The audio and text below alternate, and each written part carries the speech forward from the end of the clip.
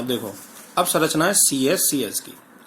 ध्यान ये रखना है कि ये BCC प्रकार की होती है, ये चीज तुम्हें याद रखनी पड़ेगी, इसमें कुछ समझौता नहीं है।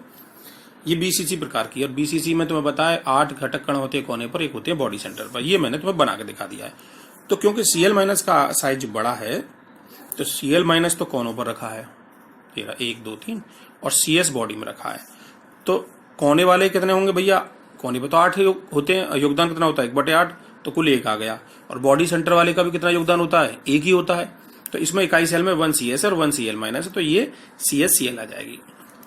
इसमें Cn है 8 यानी धनायन की भी 8 है CS+ की, और ऋणायन की भी कितनी है? 8 है, क्योंकि BCC में जो वो होती है क्या कोऑर्डिनेशन नंबर मैं पहले ही बताया था, वो 8 आती थी। ठीक है, 8 देख लो, ये घटक कण है, 4 इसे ये ऊपर वाले टच करेंगे और 4 ही नीचे वाले टच करेंगे, तो यानी ये चारों इसे टच करेंगे ऊपर, इसे ये नीचे वाले, और 4 ये टच करेंगे, तो 8 आ जाएगी।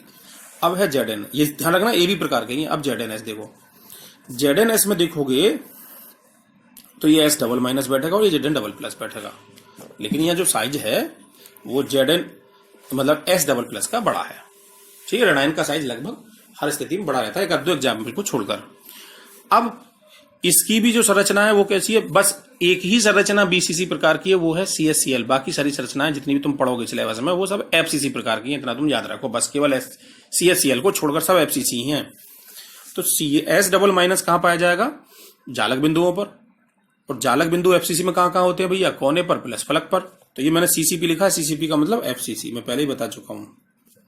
ठीक है, अब ये S डबल- क्यों आया? 4 इसलिए आया, मैंने डायरेक्ट लिख दिया है कि कोने कितने हुए? 8 गुणा 1/8 प्लस 6 गुणा 1/2। 8 गुणा 1/8 1, और 6 गुणा 1/2 3, तो कुल मिलाकर कितना हो गया? 4। सही है, तो S डबल- तो जालक बिंदुओं पर आ गया। अब बात निकल कर आई कि Zn++ कहां है। तो Zn++ की जो यहां स्थिति है वो तुम्हें याद रखनी है। जैसे Na+ वहां कहां था? अष्टफल की रिक्तकाओं में। यहां Zn++ चतुष्फल की रिक्तकाओं में, वो भी कितने में? आधी चतुष्फल की रिक्तकाओं में। टोटल चतुष्फल की रिक्तका कितनी बनेंगी? 4 की दुगनी 8, क्योंकि घटक कणों की दोगुनी के बराबर होती हैं, लेकिन आधी कितनी होगी? 4।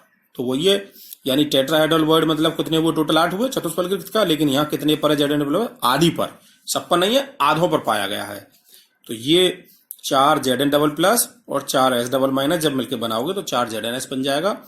इसमें Cn 4 है, एक Zn+ की भी 4 है और S डबल- की 4 है, यानी इसके पास 4 S डबल- होंगे और एक S- के पास 4 Zn+ होंगे। तो इतना तुम्हें ध्यान रखना है। ये ZnS की संरचना है, इनकी Cn मैंने लिख रखी है, ध्यान रखनी है ये बात। अब इसके बाद है AB2 टाइप। देखो ये रहा, AB2 टाइप में सबसे पहला है फ्लोराइड प्रकार। फ्लोराइड प्रकार में मैंने सबसे पहले लिख रखा है CaF2। ये CaF2 है भैया, क्या है? CaF2। अब ध्यान ये रखना है कि यहां Ca++ और F-, देखो F- होगा 2 8 और Ca होगा 2 8 8। तो यहां तुम देखोगे धनायन बड़ा है, ऋणायन छोटा है, बस इसी में धनायन बड़ा है, बाकी ऋणायन छोटा है, जबकि हर जगह ऋणायन बड़ा है। तो इसकी संरचना भी कैसी हुई? FCC प्रकार की, कहूंगे सभी FCC हैं बस CH Cl को छोड़कर। तो यहां जालक बिंदुओं पर कौन होगा? Ca++। ठीक है, और जब Ca++ होगा तो उसकी स्थिति कहां पाई जाएगी? कोने प्लस फलक। तो कोने कितने हुए? देखो CCP में, CCP का मतलब FCC में, ये जालक बिंदुओं पर, तो Ca++ कितने हो गए? 4। 4 क्यों हो गए? 8 गुणा 1/8 प्लस 6 गुणा 1/2, तो कुल आ गए 4। अब F डबल- की जो स्थिति है यहां, वो है सारी चतुष्फल की रिक्तकाओं पर, आधी पर नहीं सारी पर। और चतुष्फल की रिक्तका कितनी हो गई? 4 की दोगुनी, तो घटक कणों की संख्या मतलब के बाद दोगुनी होती है चतुष्फल की रिक्तका, तो 8 हो गई। तो अब इन्हें जोड़ दो, 4 Ca++, 8 F-, इसमें से 4 कॉमन ले लो, Ca+ और F-, तो कुल मिलाकर ये हो जाएगा 4 CaF2। ठीक है, अब इसमें कोऑर्डिनेशन नंबर, इस Ca की तो होगी 8 ये, और F की होगी 4। समझे बात? समझ में आ रही है? तो Ca की कितनी होगी? 8 और F की कितनी होगी? 4। मैंने लिख दिया। ये जो है ये लिखा है Ca की, और दूसरी वाली है F की, तो ये ध्यान रखनी है कि कोऑर्डिनेशन नंबर इतनी होगी। अब एक और संरचना है, वो है Na2O प्रकार की। ये A2B प्रकार की है, ये एंटी फ्लोराइड कहलाती है, CaF2 की उल्टी है।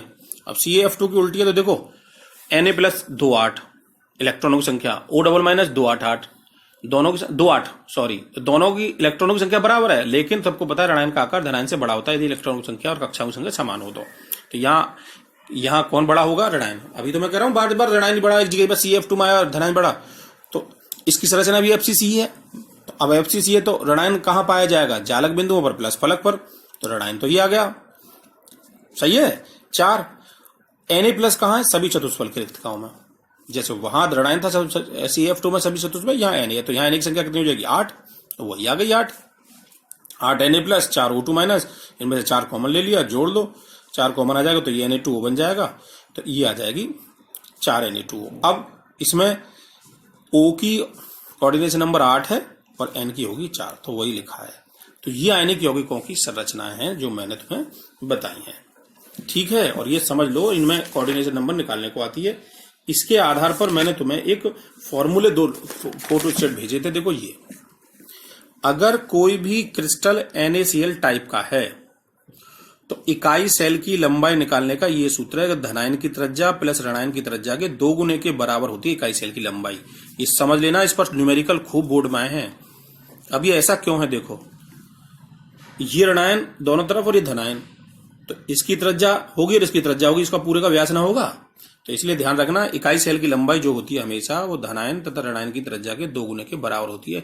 यदि कोई NaCl टाइप का क्रिस्टल है, NaCl है तो भी और NaCl टाइप का है, जैसे बोर्ड में एक बार सवाल पूछा है कि NaCl प्रकार के क्रिस्टल AB की इकाई सेल लंबाई 520 है, धनायन की त्रिज्या इतनी, तो ऋणायन की त्रिज्या बताओ। तो ये फॉर्मूला लगाओ, फटाफट धनायन ऋणायन की त्रिज्या आ जाएगी। ठीक है भाई, तो ये यहां तक की बात रही जो मैंने कल भेजी थी, मैंने तुम्हें समझा दी।